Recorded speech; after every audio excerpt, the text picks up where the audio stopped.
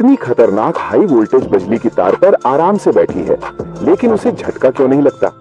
यही सवाल लाखों लोगों को कंफ्यूज करता है और आज हम 3D में इसका असली साइन समझेंगे। सबसे पहले चिड़िया के पैरों को ध्यान से देखिए। वो सिर्फ एक ही तार को छू रही है और यही इस पूरे रहस्य का सबसे बड़ा जवाब है।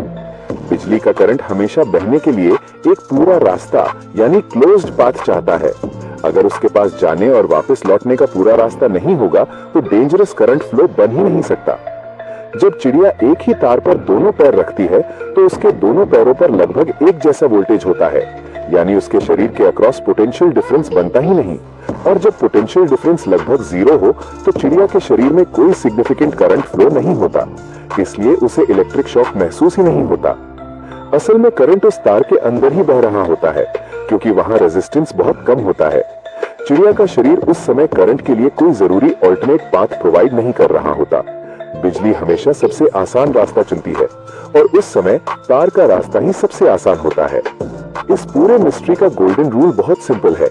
अगर शरीर के दो सिरों के बीच वोल्टेज डिफरेंस नहीं है तो डेंजरस करंट नहीं बहेगा और शॉक भी नहीं लगेगा।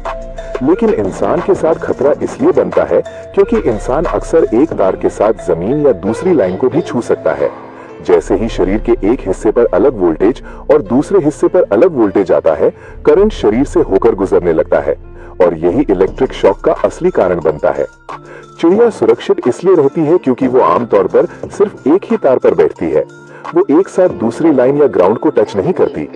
तो अब आप समझ गए, चिड़िया को शॉक नहीं लगता क्योंकि वो सिर्फ एक वायर पर होती है जहां उसके शरीर के अक्रॉस डेंजरस वोल्टेज डिफरेंस बनता ही नहीं। लेकिन अगर वही चिड़िया एक साथ दो अलग अलग तारों को छू ले तो खेल पूरी तरह बदल जाता है।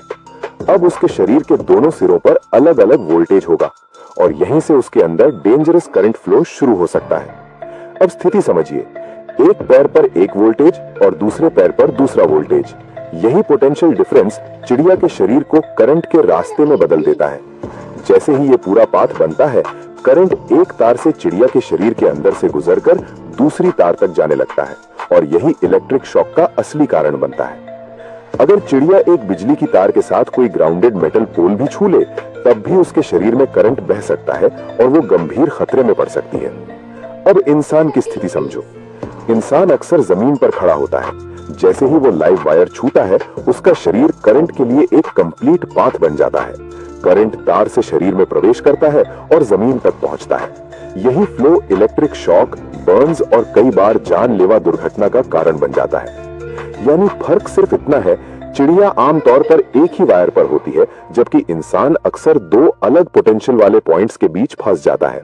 और एक बहुत जरूरी बात, हाई वोल्टेज लाइंस के पास सिर्फ वायर छूना ही नहीं बल्कि ज्यादा करीब जाना भी खतरनाक हो सकता है, क्योंकि वहां इतना ज्यादा वोल्टेज होता है कि बिजली हवा को आयनाइज करके आर्क बना सकती है। यानी बिना डायरेक्ट टच के भी करंट हवा के जरिए शरीर तक पहुंच सकता है। इसलिए एक तार पर बैठी चिड़िया भले सुरक्षित दिखती है, लेकिन इसका मतलब ये बिल्कुल नहीं कि हर बिजली की लाइन सेफ है। तो पूरा राज एक लाइन में समझ लो, शॉक तभी लगता है जब शरीर के अक्रॉस वोल्टेज डिफरेंस बने और करंट के लिए क्लोज्ड पाथ मिल जाए। एक वायर पर बैठे बर्ड में ये पाथ बनता ही नहीं, इसलिए वो सेफ रहता है। अब आप समझ गए कि बर्ड्स को बिजली का झटका क्यों नहीं लगता।